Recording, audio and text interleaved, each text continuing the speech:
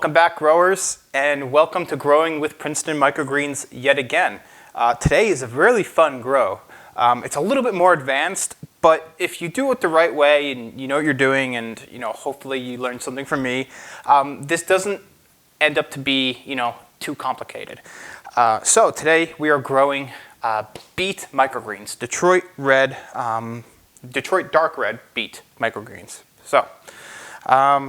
To get started with this, we've already gone and put our cocoa coir into here, pre-put this in here. I'll go ahead and put a link up here, that way you can see how we do our cocoa coir, how we mix it, and how we put it in the trays. So no big deal, but let's go ahead and get right to it. Okay, so with our beets, again, I go ahead and put everything on top of the lid here to make it real nice and easy. We actually bury the seed. We do 45 grams per flat, and then we put weight on top. So, first thing we need to do is zero out our scale. We do about 45 grams, because the seed is so big. So we do about 45 grams of seed here. Perfect. I'm actually running out of seed. I need to order some more from True Leaf. So.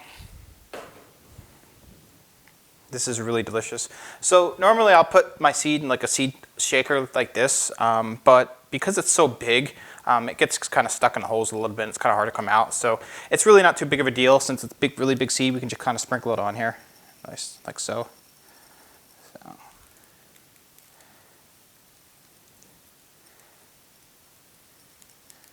we go. Looking good. Some of these little holes here. Great. Shake it up a little bit. Spread it out. Now, because these are really, really thick. I'm not sure if you can really see here, but these are extremely thick, and if you bite into these, they're very hard and they'll kind of crack your tooth. So the trick is to, when we grow these, we don't want the seed to be attached to like the cotyledon of the leaf up top. So we need to keep these down as much as possible here. So then when we cut, we don't get any seed with it. We don't have anything up in the canopy up top as we're growing. So in order to do that, what we're going to do is we're actually going to bury this seed and put weight on top. And that way, when the leaves start to come through the stalks, the microgreens themselves, the seed should stay down in under the soil, and hopefully the weight will make sure that it keeps down under the soil as well. So we'll go ahead. It's a little noisy here. Go ahead and put a little bit of cocoa coir, sprinkle it right on top here, and bury this down. Big pieces here, just break those up.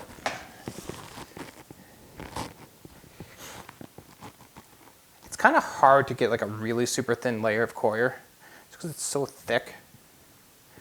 So just do your best, it's fine. It doesn't, as long as it's not too thick, you'll be fine.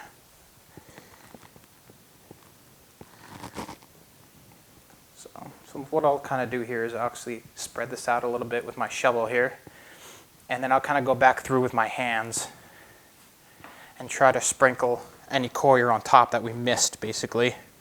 Just my method of doing it.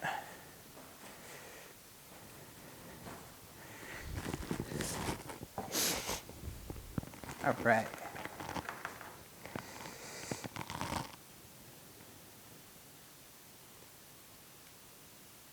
There we go. Try to fill in some of these holes with the seed here.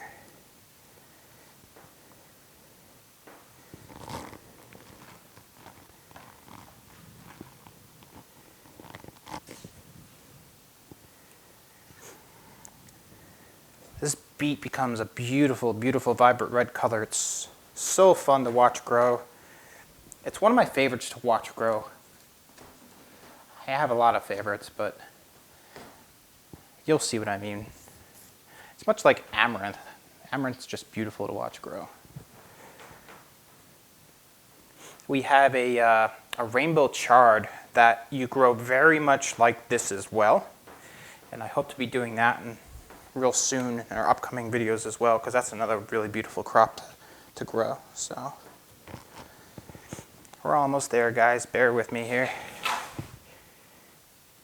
This is the biggest pain right here when doing this, but this is so important. It's such an important step, because if you don't do this, you'll have those seed holes come right up with the plant, and they are so hard to get off. So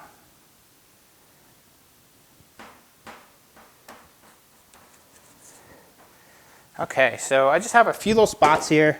I'm just going to come through my hands a little bit, just sprinkle a little coir on top of any seeds that I see that kind of lifted up here. No big deal.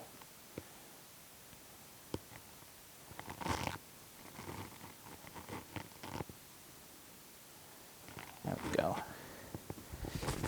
Then I can use my shovel here to kind of pat it down nice and flat. There we go. That turned out pretty good. So that's all you need there. And then we are going to water it. Set this on mist here.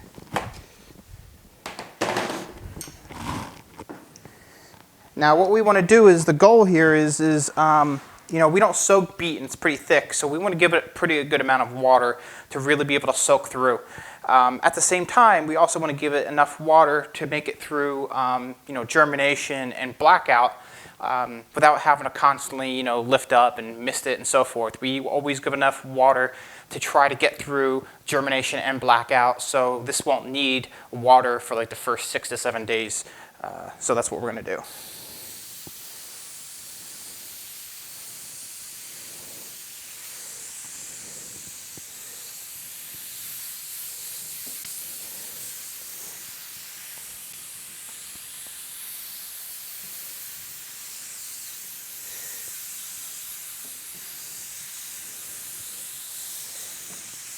All right, so we gave it a pretty good amount of water.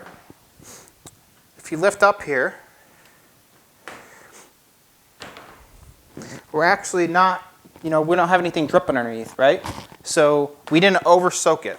So that's how you know you gave it a good amount of water, where you can tell that it's pretty saturated, but at the same time it's not leaking through the bottom as well. So now that we did that, beet usually likes to sit in germination for anywhere from 4 to 5 days. Traditionally, most of our microgreens usually only sit in germination for 2 to 3 days. But because these are so thick, it needs the water. It needs to give time for the water to kind of soak in. At the same time, they have to poke through that soil because we covered them. So beets traditionally, you know, I'd say 4 to 5 days. So we'll go ahead and put a tray on top, along with some weight. You definitely want to make sure you put weight on top, because again, it keeps those holes down as low as possible, you know, into the soil. So we'll go ahead and put this on a shelf.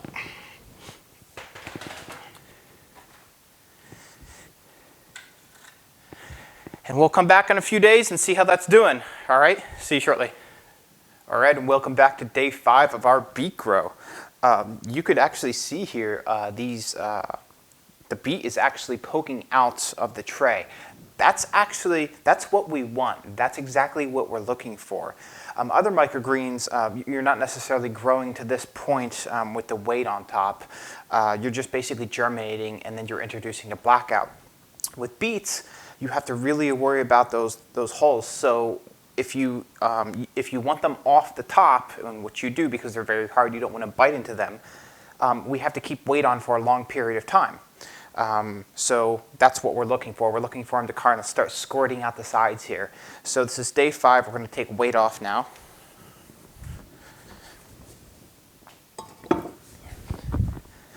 Okay, let's go ahead and lift the tray off the top. And that's gorgeous. This is exactly what we're looking for right here. This is actually to the point with beet, you can go directly from germination right into light. You don't need to introduce the blackout just because we had it in germination for so long, and they're actually so long kind of squirting out the sides already. So we're going to go ahead and definitely give this some water here. So let's do that. I'm going to give it some nutrient water. Just that. The ocean solution, I put it in the description box where to get that. We do about a ½ ounce to every 1 gallon of water mixed. And I'll give it just a little bit over a cup here. And that should do, that should give it plenty of water. And then we'll go ahead and introduce this to light today. And then we'll let that sit and we'll come back tomorrow and we'll see what it looks like, right? Be back shortly. All right, welcome back to day number 6 of our beet grow. These have actually, since yesterday, what happened was obviously we kept them in a germination phase for a long period of time until they were kind of squirting out the edges. So they were kind of squished down, and we needed them to recover a little bit here, right? And as you see here, these have really done a really good job just over a 24-hour period of allowing themselves, to kind of get that light from our lights here and, really recover themselves and stand themselves up as they were obviously kind of smashed down for a while. These are looking really good. I can see here that the medium is still a little wet and moist. I can kind of feel it and see it. So I'm not sure that it's going to need too much water today. Let's go ahead and check here. Oops. Yeah, I still have a little water down at the bottom of the tray here. If I have water still left at the bottom of the tray, I usually don't like to water it. I'll check it again late tonight just to make sure that they're doing okay. But I think this is going to definitely be okay for another day. We don't really need to water it. We don't want to push it too much here. So we're just going to go ahead, leave it alone. Introduce it right back to light.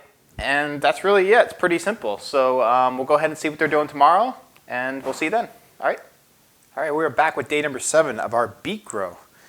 This is actually, this is going to grow pretty slow from this point forward. Once you take these and introduce them into light, these really do, they grow pretty slow, and they're pretty thin as well. So, I think we did what, 30, let's see here. Yeah, right around, actually we did 45 grams of seed.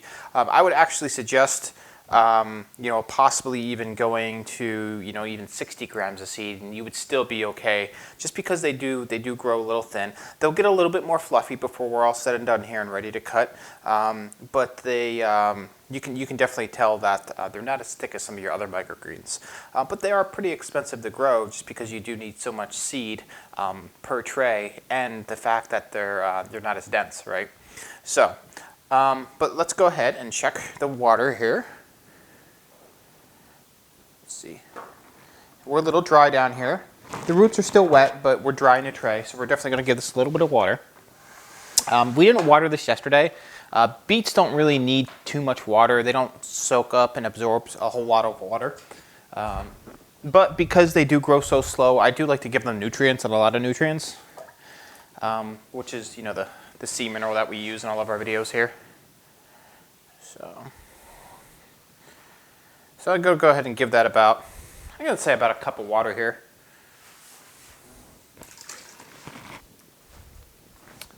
And we definitely got a few more days left, so no rush. We're just checking in on this. We'll go ahead and introduce it right back to light. And we'll come back and see what they're doing tomorrow. See you shortly. All right, welcome back to day 8 of our beet grow. And this is looking really good right now. We're almost there. I'd say probably about 2 more days. We're going to harvest this on probably around day number 10 most likely. This is actually starting to fill out quite a bit today, a little bit of a difference from yesterday. And we're just going to go ahead and give this a little bit of water. Not much. I can feel that the medium's still a little wet here, but I just don't want it to get to the point where it dries out. The tray is a little dry underneath, so we'll go ahead and do that. All right.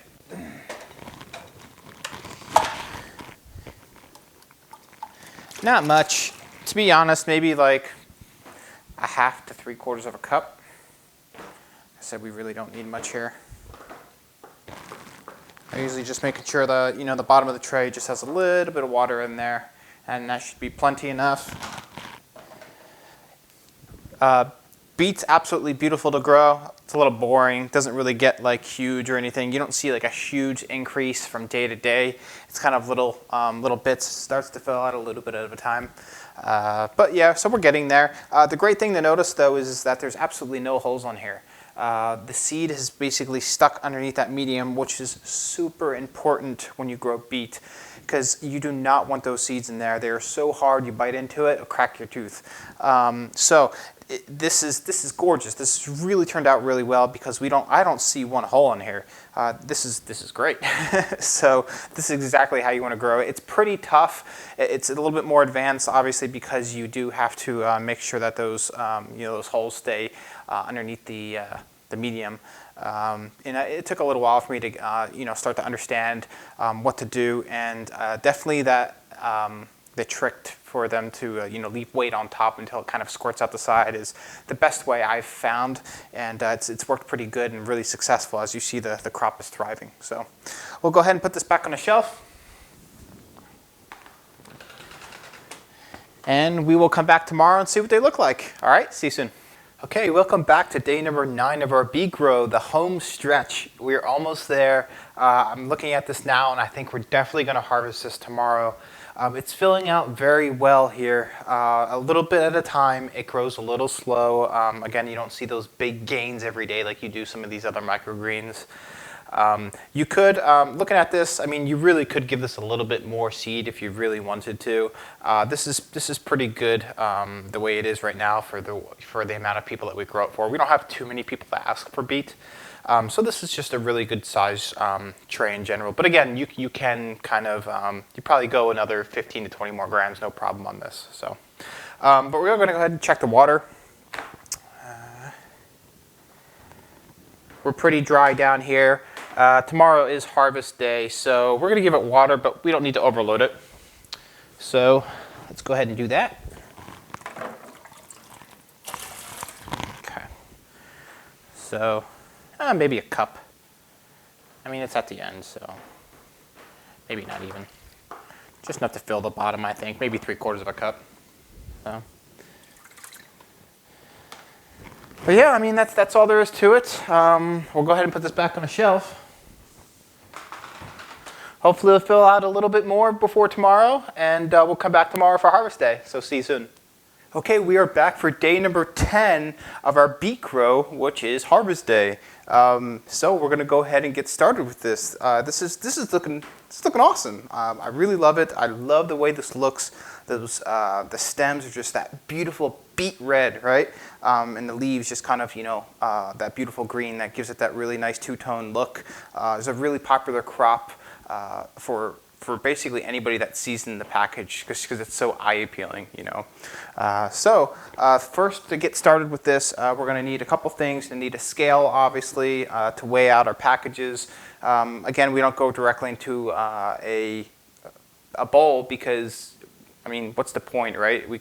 Why go from a bowl to a package when we could just go right to a package? And then depending on how many we actually, pack, we'll know exactly how much our total, gross weight was. So, again, I like to take shortcuts just because when you're doing little things all the time, it adds up to a lot of time. And when you're trying to run a small business, every little thing adds up, and it really helps to kind of, I don't want to say cut corners, but just work smart, if that makes sense. So that's what we like to do. Today, so I actually have these new containers here. We're going to be, I'm going to harvest a little bit into this and see if I can fill this. This usually does about 6 ounces of microgreens. And these other ones that we have here, these do about 2 ounces of microgreens. So depending on the crop, obviously, but most microgreens. So these, I really love these. These are 100% compostable, biodegradable. We get these from greenpaperproducts.com, and you can find their link below in the description box. I highly recommend them. They're just a little bit smidge more than like plastic containers, but your customer base is going to love them. We get asked all the time about our containers. You know, are they compostable? Are they made of plastic? Can we wash and give them back to you? And I say, no, just literally just throw them away or throw them in your compost. And in a few months, they'll be gone. So we really, really love their containers. So highly recommend them. So let's go ahead, put this on the scale. Okay, we'll go ahead and zero this out now. Perfect. And if you look closely, I mean, you can't see, you know, there are no seed holes here, which is great because that's the hardest part about growing beet is, you know, those big seed holes get on the cotyledons here, and you know, you really don't want that at all because they're so hard, rock hard, that you obviously don't want a customer to bite into that because you know, that's bad. So you can see there's absolutely nothing. This looks great. So we're just going to go ahead and start just harvesting right into this container here.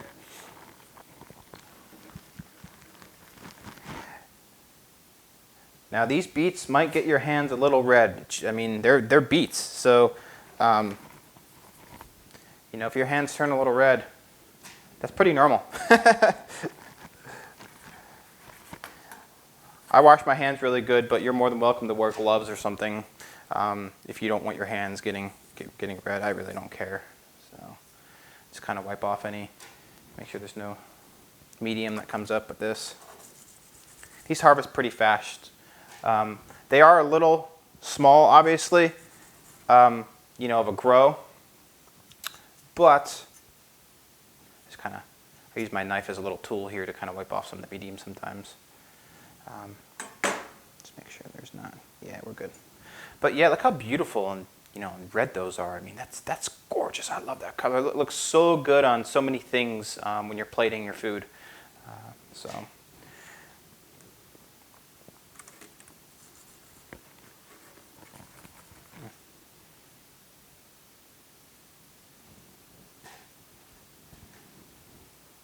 Very good.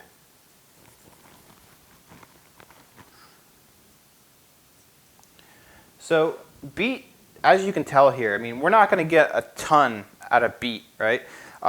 We sowed, let's see, we sowed about 45 grams of beet, and you know, this was our output, right? And beet, it is a little expensive, right? So it's going to be more of a premium crop and premium microgreen, especially when you're only probably going to get about 100 grams out of a tray total, right? I mean, we're turning, you know, 45 grams of seed into about 100 grams of product, you know. So, you know, we charge a little bit more of a premium price for beet than traditionally other microgreens, but that makes sense. It's a little bit harder to grow. It's more expensive. You're not getting as much, right? So, I mean, you kind of got to weigh those different things and kind of do the math and figure out, you know, is it even going to be worth it for you to grow? Some crops, I mean, it might even be worth it to grow. But you know what, for us, the way we look at things is, you know, we don't grow this as a main crop. We grow this kind of as a specialty on the side. And we grow this just to make our clients and customers happy. You know, we don't have to, you know, we don't grow this every week by any means. We grow this maybe once every other month-ish. And it just, customers come back to us and they think, oh, you know, what do you got that's new this week? And I'll rotate out these new crops here and there. Again, just to make the customers happy, and they keep on coming back. You know, what's limited this week? What's limited this week? You know, and that's kind of what I do. So what I'm trying to get to here in this, I actually have a client that wants a big container here, the six ounces, which is about 168 grams ish. So.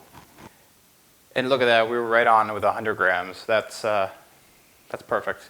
So again, we have a client that wants 6 grams of this, and I knew one tray definitely wouldn't do that. So I did go ahead and harvest actually not harvest, I grew a second tray of beet.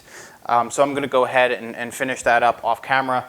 But you know, that's how you grow beets. I hope you guys learned something today. Again, the trickiest part is making sure those seed holes don't grow up into the canopy because you don't want to be picking them off. They take forever, they're a pain, and they're dangerous. You know, you definitely don't want to eat that. So again, thank you for watching, and we'll see you next grow. Bye-bye.